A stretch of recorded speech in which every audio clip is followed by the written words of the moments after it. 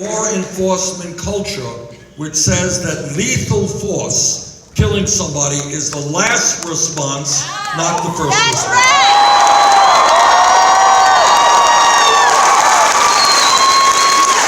In my view, when we talk about criminal justice reform, we have also got to rethink the so-called war on drugs. What does that mean? What it means is that for the last 30 years, millions of Americans have received police records for possession of marijuana.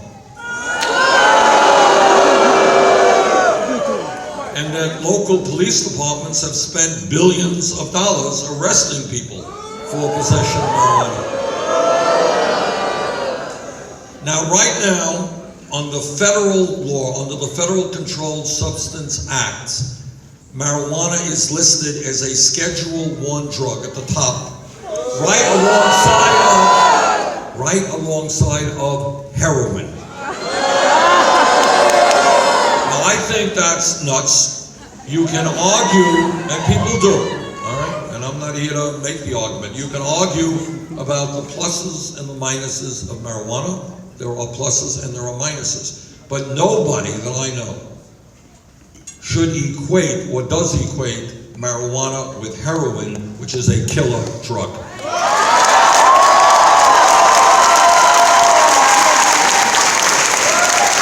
And that is why I have introduced legislation in the Senate to take marijuana out of this Federal Controlled Substance Act.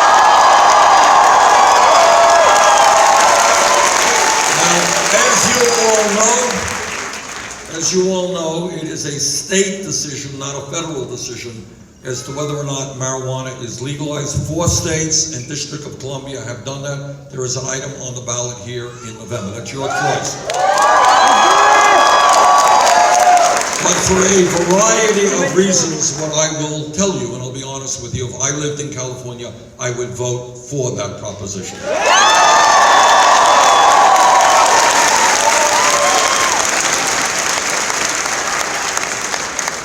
When we talk about drugs, let's also be very clear that there is a major crisis in this country in terms of opiate addiction and heroin addiction. Yep. It's a serious problem in my state, in New England, and it is a growing problem all over this country. Every single day, people in this country are dying from overdosing on opiates or heroin, and it is wrecking lives all over America. Now, how you deal with this is not easy, and people have different ideas, but it is an issue that must be dealt with. In my view, if we're going to be effective in dealing with it, we have got to recognize that drug addiction and substance abuse should not be seen as a criminal issue, but as a health issue.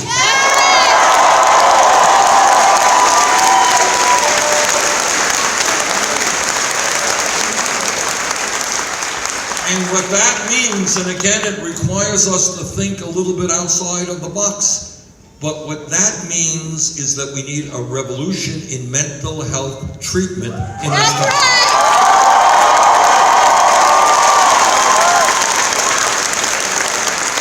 And let me give you an example of what I mean. Right now, if God forbid somebody is in a car accident and they're hurt, they get raced to an emergency room, and those doctors there do an amazing job in saving people's lives. But at the same time, if there's somebody a mile away from here who is addicted to heroin, the likelihood is that that person will find it very, very hard to get the treatment they need to get off of heroin. But it is not only drug addiction. Here is the sad truth. We have many, many thousands of people who walk the streets of the United States of America who are suicidal, and some are homicidal. And I don't have to talk about what that means here in this part of America. You have gone through that horrific experience. But in my mind, if somebody is suicidal, if somebody is homicidal, what we have got to do is make sure there is treatment available for them when they need it.